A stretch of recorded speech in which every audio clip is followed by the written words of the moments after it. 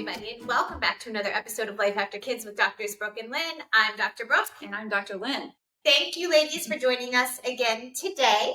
Thanks for being here. You're not particularly thrilled about this conversation. No, this is a good way to start. This is a great topic. A couple of weeks ago, we talked about how to meet friends with the same interests as you.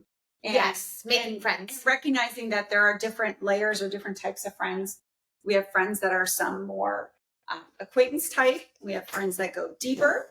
The different layers of friendships. So today we're just basically talking numbers and how to meet new people and how to go about forging those new connections. Well, I think so. Here, so I think this. I have a story that I want to talk about, but I think this is, and maybe it's not going to be. So if we're redundant, we apologize.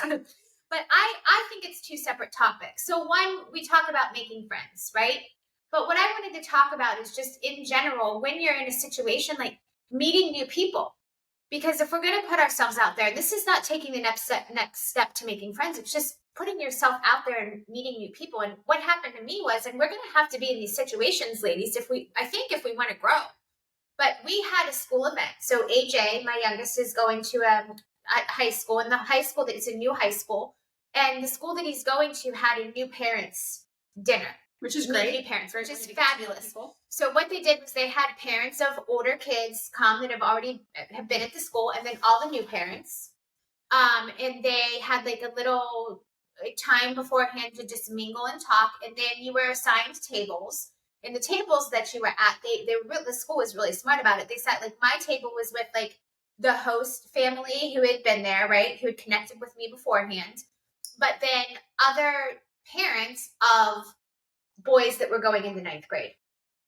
Because there's also a middle school. So you could be going. So they definitely made it, they were intentional about connecting you with people that you would maybe want to get to know, right? And helpful for your kids. So my husband and I were supposed to go. And last minute, something came up for my husband with work and he couldn't. So this is like I'm a top 5 woo. Nightmare. I think it is for a lot of us. And that's why I wanted to have this conversation. But I was like, I can't not go to this event. I want to meet other people. That's the thing. Like, when those situations arise, we want to meet new people. Connection is everything. I want to make the most of the next 4 years for my son. But I literally had to go there. And this is even worse. Okay, you guys, picture this. Like, I it was a nicer dinner. It wasn't like formal, but like business casual. I say myself all dressed. I get there. I walk in. I have to get my name tag. With my table assignment. If you have to wear the sticky name tag, I'm out. Not really, but like I secretly cringe. I walk into the room with maybe 150 people in the room, maybe a little less. And I'm looking around and I know nobody. I can't find one single person that I know. And as typical Brooke fashion, I walked in a little bit late. So it's still cocktail hour. But it wasn't even an hour. It was like maybe 20 minutes, half hour. But everybody was already in their little, either it was like husbands and wives or like a small group of people talking. So in that situation, how do you even walk in like, hey, I'm Brooke. Like, nice to meet you. Or like, what do you do? What did you do? I don't know. So here's what I did. I didn't have the answer. So I went to the bar. And for many of you, go to the bar. No. I'm not even really a drinker. And honestly, many of us, I think it would be okay in that situation to go and have a drink that you sip on just to take the edge off. But for me, that could go the opposite direction because I don't drink much and it could make me more anxious or just like I can't get my thoughts together. But I went to the bar just to have something to do. Because I'm like, I can't go sit down at my table and be the only one. So I went to the bar and I got a seltzer just to at least be doing something with a drink in my hand. And so I get my drink so I look like I'm doing something. And for a good solid probably 5 to 7 minutes, which felt like an eternity. Maybe it was only a minute, but to me it felt so long. I walked around all in and out of people like I was looking for someone. I was like, nobody was even looking, like I was walking back to my spouse and all my friends. It's so bad. Oh, I feel for you right there. It was really not good. So then I was like, I ran out of time doing that. I had circled the whole place. Still didn't know anyone. And now I'm like, by now, Brooke, you should have found your spouse and your friends, and you haven't. So they left her. Her just sort of like moseyed towards the back of the room and was like not up against the wall, but back behind the people. And I was just like, okay, at this moment, like if you're at a smaller party, you could definitely pull out your phone and just act like you're getting an important text. But you can't do that, right? Like I've been there. I've definitely done that when like, no, if you're at a party and people, it's like, like, oh, I've got to text my kid. So things that in my mind. Right. Like I don't need to talk to you because I'm busy over here on my phone. I couldn't do that because it would have just been super awkward. So I just kind of stood there with my drink. There wasn't even a drink. So lame at this point. Was there music? Were you tapping your foot? It was like Night at the Roxbury. And anyway, I see these two other women, like adorable, such put together women. They're talking with a little group, but then they're talking with themselves. And I see them looking at me and talking to each other. Like I see them like whispering, and it's obvious after a couple seconds that they're looking at me and then talking probably about me. And I was like, in my mind, I'm like, they're like, who is this girl? Like, in my mind, they're like, look at her over there all by herself. Doesn't she know anyone in this room? That's how I got. I was like, oh my gosh. And then they start walking towards me, and I was like, okay, what's happening now? Like, I don't know what's going to go down. Yeah, what's going to happen? And anyway, they were so gracious, and they came over, and they're like, you look this is how they broke the ice. You look really familiar. Have we met you before? Like super, super nice. And I was like, I don't know. I don't think. And I introduced myself. They introduced themselves. We started talking. And after a minute, I was like, you guys, seriously, thank you so much for coming over here, because I walked in this room and I have two sons that have gone to school here, but this is my last kid. He's younger and I know nobody. And I'm by myself. I like literally just told him, I'm so embarrassed. I just walked around here acting like I was looking for someone. So thank you so much. And they go, actually, we were like talking to each other and we were like, she looks like she's a little lost. Maybe we should go over and introduce ourselves. Nice. For real. Seriously. And that's the other piece of the conversation I want to have, because if you're at a gathering or a get together and you see a woman who's flattering, be the person that goes over. Like, I think way too often we get in situations where we're just in our little group and the people we know and where we're comfortable, and we don't look out for the other person who's feeling a little lost. Yeah. And that's an opportunity to meet somebody new that you could really hit it off with. Right. Oh, that's so great. So that's why I wanted to talk. And that's a good challenge for people, honestly, because I don't know. I am that relator. I am that person who just gets comfortable in their small group. And, but I've definitely been in your side of things and just wishing for somebody to throw you a bone. And I think that's where that starts. You have to do that for others. And, that's so great. Yeah. I definitely wanted to touch on that. Like, be the person that introduces, like be that person. But I think this is something really to unpack here, because it's, at least for me, my crutch is always my husband. Number one, there's two reasons for that. Not that I'm needy or like reliant on him, because I'm not. But there's two things there. A, if you don't know anyone, at least you can look like you're talking to someone. You're talking to your spouse. But B, Kenny is so gregarious that he's just going to, insert himself into a conversation, and then I come along for the ride. Right. So we should rely on his woo-ness, I guess, the winning others over. Like, he's real great at meeting new people. Like you said, he's got an outgoing personality. Right. And you've kind of relied on that in those situations. Right. Dude, I think that's okay, though. I mean, except for when you need to rely on your own. But I'm saying we should be able to, we're going to likely be in, as we get older, situations where we have to be on our own and do that. And we should be able to. Like, I agree. If we want to grow and if we want more meaning in this phase of life and we want to make new friends, it starts with meeting new people sometimes, people that you don't know, right? Absolutely. We might not be in a situation where we're fostering friends with people we already know, or our neighbors, or where there's some sort of connection.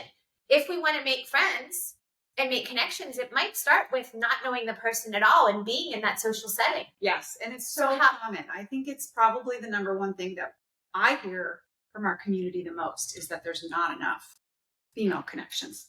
Right.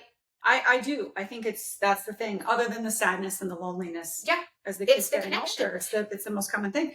And go ahead. Sorry. I was just going to say and I said this before, the truth is that maybe not in that room, but in the world, there's so many people are feeling this way. We just can't find the way to get to each other. We've got to make those bridges to connect that. So go ahead. And this is a, I think, a practical conversation, because it might not be the school setting and the new parent setting or the social gathering or the party. It could be that you decided, as we told you before, take a class. When you're walking in that class for the first time and you know nobody. So how are you going to strategically go? How are you going to navigate that? That's a scary thing. For me, below public speaking, probably right below public speaking for anxiousness is walking into a room where I don't know anyone and I have to get to know them on my own. That, I mean, that's Especially if it's all women. Yeah, that took some bravery.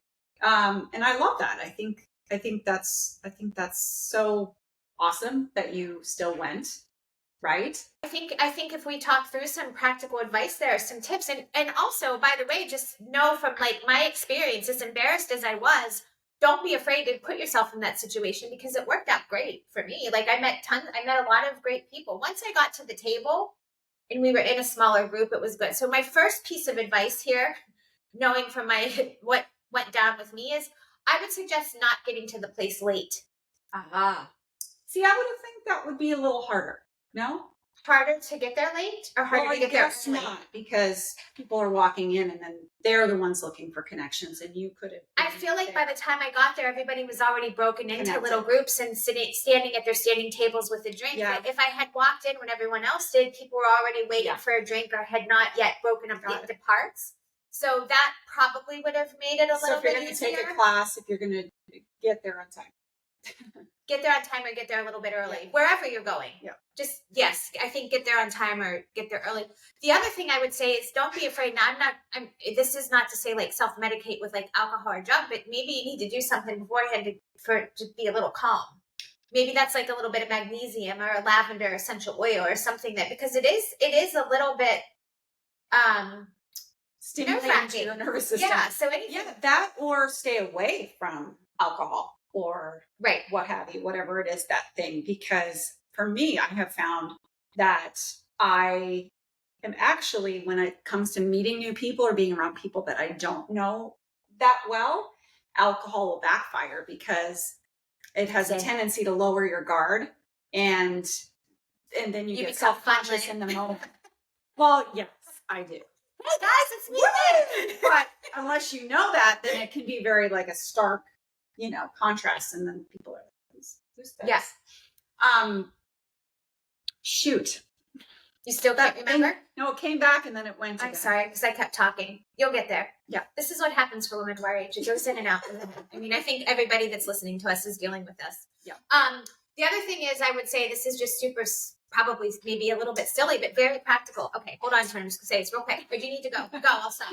I can go. I was going to say, I thought it was so brave of you that when those women came over, that you shared exactly what happened, and very vulnerable and just raw. It was probably very disarming for them, because you could have pretended and been all cool and been like, yeah, I was just, right. And then that would have been sort of inauthentic. And for them, I'm sure they were like, oh, how cool. Because you actually, they saw that was what was happening. Yeah. More than likely. And the fact that you just came out, probably lowered the tension for everybody and made it a great connection. Yeah. And hopefully, I hope paying it forward, by expressing that to them, thank you so much. You have no idea that would make them in another situation want to do it again. Right. Because it was and by the way, the even more ironic part is, as we got to talking, it turns out that one of the ladies is on board with my husband. And we'd never met before. And that's not why she came over at all, because she recognized me, because I didn't even know they were on. I had no idea. Once I came home, I was like, Ken, do you know so-and-so? He's like, oh my gosh. But, had I not put myself in the situation and she'd not been gracious enough to come over, our paths maybe would have never crossed. And turns out she's a really awesome lady. So, yeah. But anyway, yeah. The other thing that I was going to say, now we're circling around, but that's okay, is don't go into a situation like that hungry. Which sounds so stupid. Don't go into any social situation. No, because that was a dinner. And if you had gone in there hungry and needing to eat, because at least for me, when I'm hungry, I'm either hangry or I'm anxious or nervous. So it's don't just give yourself every opportunity beforehand to be as calm as possible walking into that. Don't be in a rush. Don't be starving. Don't, you know what I'm saying? Yes, that's Don't a go great late. tip anyway, because I think you have a tendency, if you don't eat a little protein or something before you go, and then you have a little bit of wine or whatever, then you're gonna assume you're grabbing the cheese and you don't know how much you're eating, the chips and all of the things, and it's not great for weight control and calorie control. Oh Right? All yeah. of it. That's a whole nother conversation. But Yeah. yes, that too. Yeah. It's so true. But yeah, I think those are some tips. But for me, really, I would love to hear you guys weigh in on this and give us some feedback and DM us, because had those ladies, honestly, now as we're like unpacking this, like, what would you say? Like, had those two women had not come over to me, I'm not sure what I would have done. I don't know if I would have just sat against the wall, or I guess I would have had to like just insert myself. I probably would have gone and stood by the bar, I guess, where there was that a place that people were mingling. It because the there bar were so there tends were to be all the like a sit down free-for-all. tables, and then on the fringe were all like high top tables where there were no Yes. seats, but you could just stand and set your drink. Yeah. So everybody was sort of broken apart. That is a rough one. It really is, because you really would have to be sure of yourself to just, if there was a few couples already at a table standing, but not like not seated at a table, because that would be a whole nother level. If you're sitting at dinner, you're not walking, but just to walk over and say, "Hey, I'm Brooke. How are you guys?" Yes. But I think that you would probably, I mean, I sort of wish that would happen to me just so I could tell you how that went. But I mean, yeah, I think ideally you, like, if Ken couldn't have gone, then you would have known somebody, or taken like your mom or something. I don't know if you could take her. what advice is that? Take your mom? You probably would do that, and Betty would go. Oh yeah. I'm sorry, I'm making fun of you. She's more awkward with meeting new people than I So it would make you feel better. You look better. Social. Oh, I love you. No, I'm sorry. Would you do that? I didn't mean to make fun of you. Is that? No, I guess that is wasn't good advice, but I was just thinking, like, is there somebody you could bring with you? Just so there was somebody with you to stand by you, because that was the hard part. It was just like breaking the ice. So those ladies really did you a solid. Oh my gosh, they did me such a solid. They were so kind. And even after the first couple minutes, I went right back to that like younger, like high school or college age self, where you're like worried about what you're going to say, and like all the things that we talk about saying, like, we've got to get past that and own who we are and speak our truth. But when you meet a new person, like, it is real. It's in a social situation. And I'm not talking about like just running into somebody at a store, like, "Hi, how are you today?" Yeah. But in a social environment, like potential connections, and you want to make connections. Yes. So let me ask you this. When you left there that night, how did you feel about yourself? Were you pretty proud of yourself that you went and did that? I felt so good. Awkward. Okay. Good. I felt so good. Then after that, then we broke out. We went to our tables, right? And so it was all couples and me, but that was okay. That was fine, because I'm sure there were other people there that didn't have a spouse for some reason. Yep. I mean, things come up in life. Single parents, widow, whatever. There's so many different things, but then it was a lot easier. But it was still, I've always had Ken as a crutch to start conversations. So it was really nice to start the conversations or add into a conversation and get to know people. But I will say, if you're listening, like that scenario where you sit down in a smaller group and there's tables that you go, that's far easier than just walking in and having to. Yeah, that would, I mean, that, I guess if you hadn't met those ladies, you could have just hung out until you guys we went to dinner, and that's what you could do. But I think the biggest thing here is, and I'm so glad you asked, like, how did you feel after? Because I did feel like I really accomplished something, because that was really out of my comfort zone. Right. I was super nervous about it. It was a big stretch. I knew it was going to be. Actually, I don't even think I knew how big of a stretch, because I was pretty certain that I was going to walk in there and know people. If I knew that I was walking in and not going to know a single soul, I don't know if I would have gone. But I'm telling you, ladies, now, like, go, because I met some really great people, and I'm sure it's a first step to a connection to people that I'll get to know for a very long time. Super.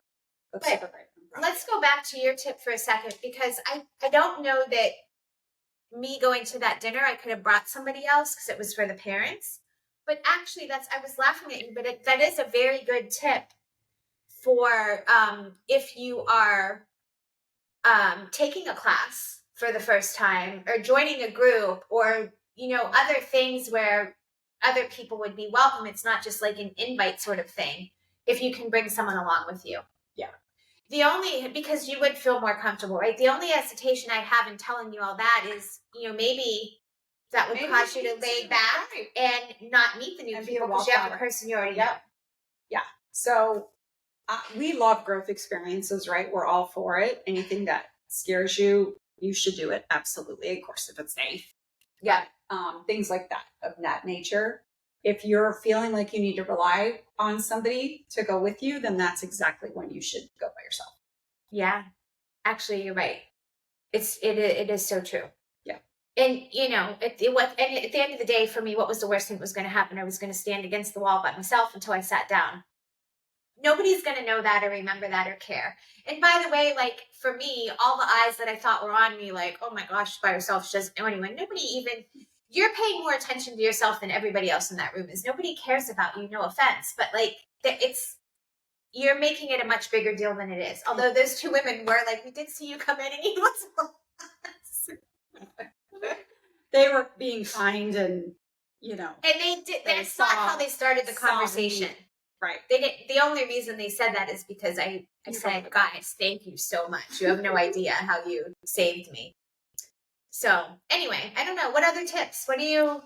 So I think when it comes to meeting new people, I love this tip. It's, are you a good listener? And we're going to do a whole podcast on this coming up. But we are? We are. Oh, good. So I'm going to have to listen. I'm not good at listening. Apparently you didn't listen when we I guess I did. Topics. I guess I did. But yeah, like, that's the whole key. People don't care what you know or who you are until they know that you care, right? And so being an active listener, that is, I think, the number one ingredient for a good connection. If somebody's talking to you, are you looking past them? Are you looking around the room? Are you looking at them and giving them your full attention and actually taking in the details of what they're sharing? They're probably telling you who they are, who their kids are, where they work, all of those things. Be I guess, present with that so you can remember some of that when you see them again. That shows you care, right? Yeah. I'm not particularly, sorry to cut you off, but I'm not particularly good at that in a situation like I was in because I'm nervous. So I find myself having to really focus on what somebody's saying. Like I'm notorious for meeting someone for the first time and I'm a little bit nervous and they say their name and just because I'm nervous, I don't even hear it. And then it's like, I don't know their name the whole rest of the. Yeah. So to your point, you really do have to make a point of listening. One of the things that's just very simple is, for instance, if you and I were meeting each other for the first time and you're like, I'm Brooke, right? Sometimes you extend your hand or whatever, repeat their name back to them right away. So they just told you that. That's good advice. So you say, hi, Brooke, I'm Lynn. And then just the act of you speaking it, you have a greater chance of remembering it. Absolutely. That's really good. Yeah. And then just being a part of being a good listener, and I don't want to give too much away from our full episode to do, but I didn't know we were doing. Listen to that when it comes out, but it's just relaying back what the person has said. Mm-hmm. So it's what we call active listening. So if you had just told me a story and said, oh, so that's great. So what I'm hearing is that maybe you wouldn't say that in a new situation, but if somebody's telling you their feeling, so what they're feeling or what they're experiencing, you could kind of echo that back to them. If it is a new situation, you could say, oh, that's great. I mean, so you work at blank and blank and so and so wonderful, and say something positive, obviously, about that or those details. That's so good. And I think just if we take a step back from that, sometimes if you want to be a good listener, not for everyone that you're involved with, some people are talkers, but if you want to be a good listener, you have to get good at the art of asking questions. Yes. About them and not just talking about yourself. Thank you. That's great. Absolutely. So that's how you stimulate conversation. Right. That's how you keep it going. Yes. And so if you're meeting someone for the first time, rather than being concerned about what are you going to say about yourself, or do I need to tell a story or whatever you're trying to think, start with just asking them a general question. Yeah. Where are you from? Do you have kids? Do you whatever? And listen to what, whatever they have to say and be intent on it. Because I think the listening piece and caring about what they're saying is huge, but also caring enough in meeting them to get to know them and ask them questions. You know who's so good at that is Sarah Stein. That she has an art for just asking. Doing that? Okay, asking questions. She has such a gentle spirit anyway, but she's genuinely interested in everyone. And she just has such a way of like asking like poignant questions, even if she's just getting to know someone. She's thoughtful because she cares. Right. So, she's a very thoughtful person. But I think I remember when just getting to know her, and even then as the years our friendship grow, like, wow, that is really like an art. Like I need to do a better job of that because I'm not necessarily. Yeah. So going back to that, I mean, if you want people to care about you, then you have to care about them first. Yes. So sounds like Sarah is a great example of that, where when you're talking, and I've experienced that too, Sarah, you are great at that. When you are talking to somebody, really stop and pay attention, right? Be a good listener, because you do want to care about what it is that they're telling you, because you're hopeful for, a connection. Yeah. Yeah. A friend connection. So yeah, that's great. Go on. I didn't mean to cut you off. That's a big one. And when we're just talking about being in new groups, big groups of new people, I think that it's also just a case of,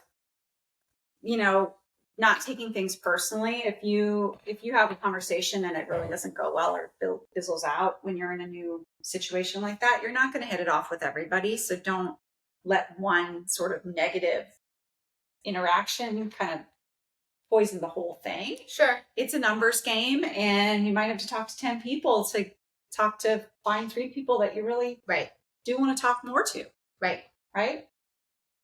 Yeah. And there's nothing wrong with that at all. Yeah. And if you're hitting below that, if you're really, oh boy, what are you going to say here? Because I have some, I mean, I feel you. I have not felt very good about meeting new people throughout my life. And I've done the same thing, relied on my husband and kind of stayed quiet until people get to know me. And, if there is a situation where you're finding it's really hard, it could be because you have some social, like some anxiety holding you back, and just examine what that is. Is it because, like, for instance, with me, like, I don't love to just talk for the sake of talking. I want to talk to get to know somebody, and to get to know somebody, you got to go deep, right? So it's the small talk that it's that you struggle with. Yeah. So I guess know yourself and give yourself some grace, and try to set yourself up for success by putting yourself in more situations where you're likely to succeed versus fail. Yeah. Yeah. Yeah. That's a hard, because it would be very easy, I think, in this phase of our life to just stay in the warm comfort zone of just the circle of people that we know, and not expand outside of that, or not push ourselves into situations where we meet new people and make new connections. But man, that's where like the growth happens. That's right? where all the good stuff grows, is outside, where you feel a little bit stretched, where you feel a little bit uncomfortable. Yeah. And I think that's the case with people sometimes. Yeah, definitely. That is definitely, we did a podcast episode on, and you should go back and watch it because I think it was a good one, about taking more risks. And really, meeting new people and making new connections for some of us could be the risk that we write down on our goals sheet. We have the goals framework for you. I'll link it in the show notes, but on that goals framework where you're kind of vision casting what you want for your life after kids, one of the things we ask you to do is write down 2 risks you're going to take in the year. And maybe one of those risks for you is meeting new people. Yeah. It's great. And be, what were their names? Be like Susan and Sherry. Let's just call them that, for not completely out them in the world, but be like them and extend a hand to somebody. Yes. Remember that if like, I will be so much more aware now when I'm in a situation like that. If somebody's. And don't write somebody off right away just because they're a little awkward the first time you meet them. I know that first impressions do matter, and we teach that to our children, but we don't always get it right. And you don't want to toss out somebody at first because they maybe didn't give you the most authentic version of themselves, it might take them a little bit longer to warm up than you. Remember, not everybody's like great at that. There are some people, if you're like sitting there going, what are they talking about meeting new people? Like, it's so easy. Like, you have to remember that's a special talent for you. It's a huge talent. Celebrate it for sure. It's like amazing. And it's one of my envy talents for sure. I wish I had that. So be very proud of it, but don't project that on other people. Whether it's your spouse or your kids, your friends, not everybody's going to be good at that. And so give others some grace and extend them a hand. And by the way, like I'm sharing that story with all of you. Hopefully it helps somebody that's listening, but I'm not a shy person. I mean, I'm fairly outgoing, and I'm number 5 woo.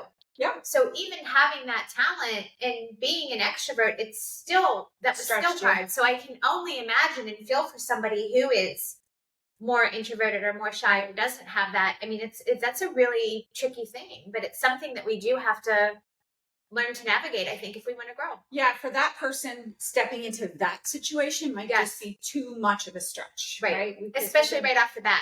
Yeah, because we can be in our stretch zone, and then outside of our stretch zone is our stress zone, and we don't want to be there. We want to be in our stretch zone about 60% of the time. Our comfort zone about 30%. And then the stress zone, we can go in and out like 10%. What happens if you live in your stress zone like 90% of the time? No, but I love that. I've not heard you talk about that. I don't, even with me off the show and on the show. Yeah. So that's actually very good advice, because I'm sitting here telling you all to go and meet new people, and for some of you that might be too much. And you don't want that either. Into too much of a stress place. So take a baby step below that, I guess. Yeah. Like, don't say, okay, that's not for me. I'm just not going to do any of those situations. Just realize, okay, that situation's not for you, but maybe you could go to a small wedding shower or something where you do know 4 or 5 people. Yes. And then there's a handful of people that are new, and you'll get to know, maybe have a conversation or two with somebody new. So maybe in that situation, you go somewhere that you know most of the people, but you take a moment to introduce yourself and talk to someone that you don't know. Yeah, and that can be, for many people, that can be a big deal. Yeah. And congratulate yourself, and you should feel good after leaving that. Absolutely. That you just did it. Right? Absolutely. I know that seems like a little thing, but little things are not little for everybody. Sometimes they're big. No, and I think we have to celebrate the wins for each other and hold space for us to all be different. And different stressors, different things are bigger to different people, and that's, or smaller, or whatever it is. But it's just so interesting that still, at the age that we are in this phase of life, these are the things that we deal with, right? There's all the same issues. It's all the same, just may change its face, but guiding our high school kids with friends, and it really doesn't change. We just get a little bit older and wiser, and hopefully more tolerant of people, and and see that everybody's a little. I feel like sometimes special and unique. Yes. I didn't mean to cut you off, but I feel like sometimes, remind me of this when I'm older, because I feel like I see people who are older than me that are getting less and less tolerant. It's like that lady. Don't let me ever. Oh, she used to be on Jay Leno. And I mean, she was like in her 80s, and they would ask her questions. Yeah. I mean, I think she was telling her honest opinion, but it was so refreshing in some ways, because she was like, girl, get rid of that guy. He's just a loser. Like, she was just basically, what you're saying is you lose your filter and you kind of narrow your, as a stereotypical view. Yeah. But, okay, we will remind you, but sometimes that can be funny. Yeah, you're not going to remind me. You're going to sit back and laugh the whole time I'm spouting things off that I shouldn't be spouting. I think it's going to be me, don't you? No, I have a very Enneagram 1 black and white view of the world, which everybody's got their things that they're working with, and then the world's not that. It's gray, and it's gray. It's got color, and we don't want black and white. We want a mix of these layers, and that's what makes the beautiful tapestry of life, is all the imperfections. And absolutely. But, you're the one that opened that can of worms, because you probably will be the one that's has less and less and less tolerance. You opened that can of worms. You said, remind me as you I get know, older. but then you said it's probably going to be me. Oh, okay. All right. I have the can opener. I get it. We're letting all of our viewers and listeners into what goes on behind the scenes. All day long. Not All just day on long. recording. Our poor husbands. Imagine if we lived in the same town. I like to think that it's a good, not just a good thing. Good thing that we live apart. I think that there's something to be said about quantity over quality over quantity. And distance. It makes That's the heart what go you can say. fonder. No, I always love getting together with you and talking about these things that affect me, that affect hopefully you, and connections. It's a big one. It's a huge piece of the life after kids puzzle. It is. I think we talk so much about purpose, but I think we should be talking just as much about connections. Great. So important. We're going to be like the Golden Girls someday. Yeah, what's not to like about that? I'm here for it. Remember that post that you did? We're getting off on a tangent here. I need to wrap us up. But remember that post that you did about Yes, and I just saw something. like me. I know, and I just saw something the other day that to that effect, and I thought, bam, straight on. That's so true. I mean, men tend to live longer than women, women tend to live longer than men, and why aren't we like getting together and eating cheesecake and sitting around in moo-moos in Florida, hanging out as roommates? And I think it would be so fun. It will be so fun. Ladies, thank you so much for joining us today. It's always a pleasure to have you with us. We hope you got some information that you find useful along with the bickering and banter. Hope you filtered through that for the good stuff. But we appreciate you so much. We appreciate you listening. Definitely, if you haven't already, check out the website, www.lifeafterkids.com. Follow us on Instagram, Facebook, TikTok. I'll link the things that we talked about, the goals framework, maybe the purpose quiz too. I don't know if I mentioned that, but that would be useful as well. Yeah. And I hope you have an awesome day and an even better week. Big hugs to you. Have a great week.